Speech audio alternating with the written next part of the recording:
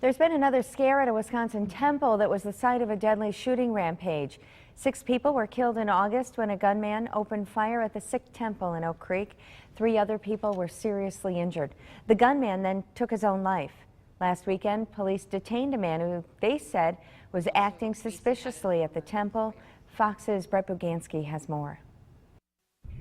A morning of prayer that started off peaceful. It's their house of worship, and for the second time in 3 months, that was bothered on a Sunday morning. Only to be interrupted. We are concerned to be more careful and get more organized. And was a potentially dangerous situation. For somebody to show up, whatever their motive is, and to act like that is just foreign to me. It just doesn't make any sense. Around 8:30 Sunday morning, a man drove into the Sikh temple parking lot.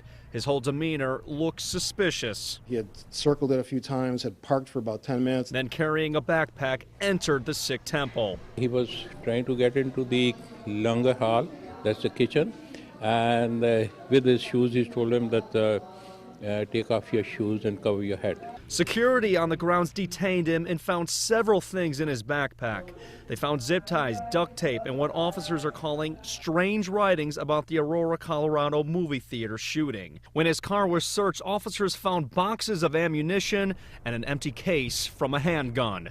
He's described as a 32-year-old man from Maryland who was living in his car and was allegedly writing a book. Just because you put words down on a paper doesn't make you an author. Despite the unusual findings, members of the Sikh temple call this a false alarm. This does not help in the recovery. It makes people upset. It makes them nervous.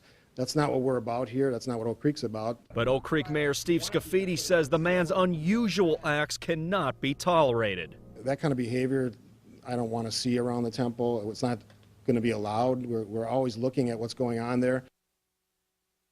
The FBI and Oak Creek police released the man after they decided he was not a threat.